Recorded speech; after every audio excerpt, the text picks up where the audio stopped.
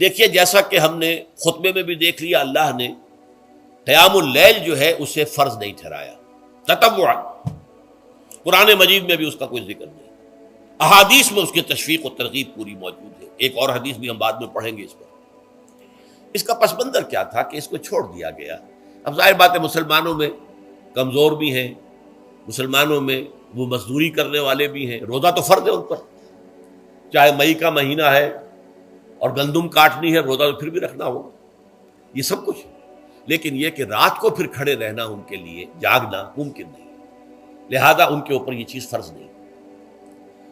حضور نے تراویح کی نماز یا قیام اللیل نہ اسے فرض قرار دیا، نہ اس کے بعد جماعت کوئی اہتمام کیا مستقل، صرف 3 راتیں آپ نے جماعت کروائی ہے، اس میں 8 رکعتیں آپ نے پڑھی ہیں کہ جو آپ کا معمول تھا تہجد کا وہ پڑھی، اور تہجد کے وقت ہی جماعت کرائی ہے۔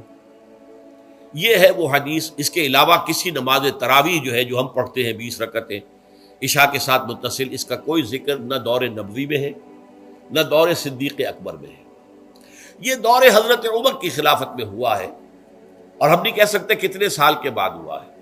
حضرت عمر رضی اللہ تعالیٰ عنہ کی خلافت کا دور جو ہے وہ تو 10 برس ہے، ہو سکتا ہے 5 برس کے بعد ہوا ہو، 6 برس کے بعد ہوا ہو، 12 ہوا ہے ان کے عہد۔ حضرت عمر ایک مرتبہ مسجد میں داخل ہوئے، مسجد نبوی میں، تو دیکھا کہ کچھ لوگ 8 10 12 جو ہیں وہ ایک جو ہے حافظ کے پیچھے کھڑے ہوئے اور قرآن سن رہے ہیں، کچھ دوسرے کونے میں کھڑے ہیں، کچھ کہیں اور کھڑے ہیں، مختلف جماعتیں ہو رہی ہیں۔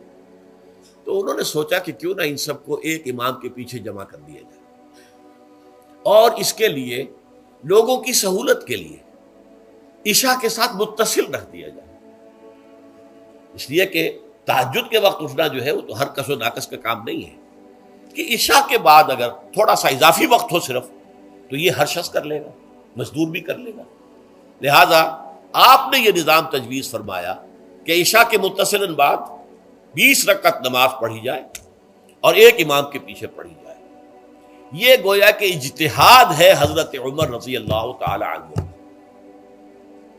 اس کو آپ نے خود بدعت بھی قرار دیا ہے، لیکن بدعت حسنہ۔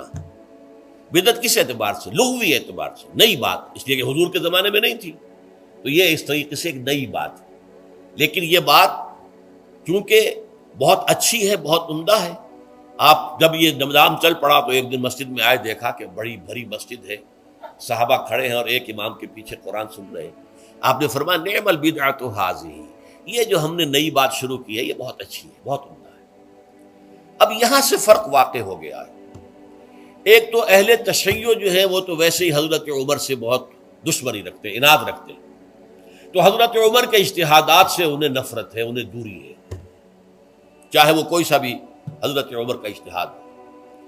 ہمارے ہاں اہل حدیث حضرات بھی در حقیقت حضرت عمر یا کسی اور خلیفہ راشد کے فعل کو وہ سمجھتے ہیں کہ یہ ایگزیکٹو آرڈرز ہیں، یہ ہمیشہ کے لیے نہیں ہے۔ حضرت عمر نے اپنے دور میں ایک نظام قائم کیا، ان کے دور کے لیے ٹھیک تھا، یہ ہمیشہ کے لیے نہیں۔ ہمیشہ کے لیے وہ 8 ہی رکعتوں کے قائل ہیں، وہ تہجد والے، لیکن اس میں بہرحال انہوں نے بھی خود یہ اضافہ کیا ہے کہ وہ 8 رکعتیں وہ عشاء کے ساتھ متصل پڑھتے ہیں، تہجد کے وقت تو نہیں پڑھتے۔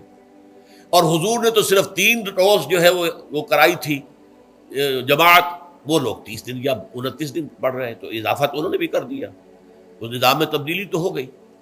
لیکن اہل سنت جو کہلاتے ہیں، ہمارے جو 4 جو ہیں، جو ہمارے مسلک ہیں، حنفی، مالکی، شافعی، حنبلی، ان کا اتفاق ہے اس پر حضرت عمر کا، کیونکہ ان کے سامنے اصول یہ ہے کہ حضور نے فرمایا علیکم بسنتی وسنت الخلفاء الراشدین المہدیین، تم پر لازم ہے کہ میری سنت کو پکڑو مضبوطی کے ساتھ، اور میرے خلفاء راشدین مہدیین جو ہیں ان کی سنت کو پکڑو۔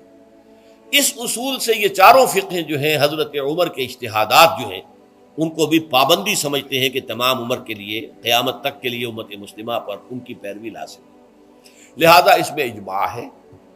اور یہاں تک کہ یہ سب سے آخری جو اس میں مسلک پیدا ہوا ہے زمانی اعتبار سے، سب سے پہلے مسلک جو ہے حنفی پیدا ہوا ہے، پھر مالکی پیدا ہوا ہے، پھر شافعی پیدا ہوا ہے، اور پھر حنبلی آخری ہے۔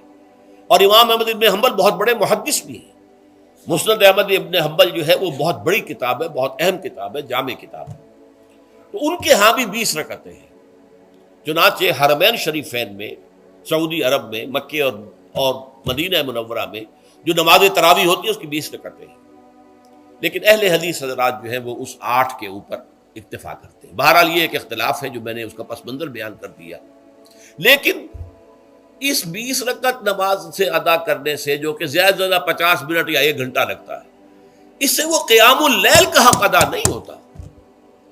قیام اللیل کا تو کچھ اور ہی تقاضا ہے۔ قیام کسے کہتے ہیں؟ یہ سورہ مزمل سے واضح ہوتا ہے، یا ایھا المزمل قم اللیل الا قلیلا نصفہ او انقص منہ قلیلا او زد علیہ ورتل القرآن ترتیلا۔ آدھی رات یا آدھی رات سے کچھ کم، یعنی تہائی رات، یا آدھی رات سے کچھ زائد، 2/3 رات، یہ ہے قیام اللیل۔ چنانچہ سورہ مزمل ہی کی آخری آیت جو دوسرا رکوع مشتمل ہے جس پر، اس میں صاف کہہ دیا گیا ان ربک یعلم انک تقوم ادنی من ثلثی اللیل ونصفہ وثلثہ وطائفۃ من الذین معک۔ اے اللہ کے نبی، اللہ خوب واقف ہے کہ آپ بھی اور آپ کے ساتھ ایک جماعت بھی رات کو کھڑی رہتی ہے، 2/3 رات یا آدھی رات یا 1/3 رات۔ تو یہ سارا معاملہ جو ہے قیام اللیل کا، گویا کہ کم سے کم 1/3 رات پر اس کا اطلاق ہو سکے گا، یہ نہیں کہ 1 گھنٹے۔ اب اس کے ضمن میں دیکھیے حدیث پڑھیے، تیسری حدیث ہے ان عبداللہ ابن عمرو ابن العاص رضی اللہ تعالی عنہ۔ یہ وہی عبداللہ ابن عمرو ہے جن کی میں نے آپ کو حدیث پہلے سنائی ہے۔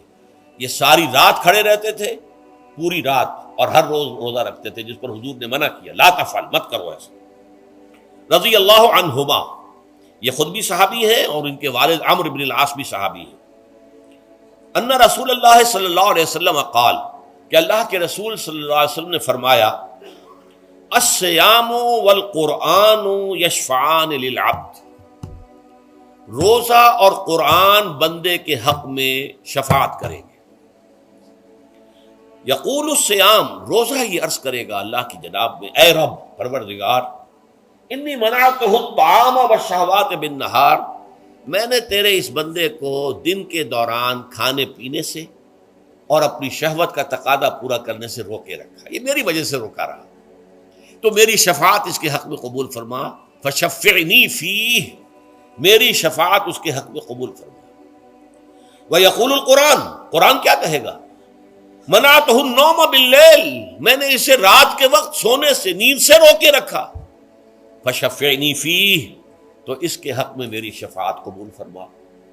حضور فرماتے ہیں فیشفعان، ان دونوں کی شفاعت قبول کی جائے گی۔ یہ ہے قیام اللیل۔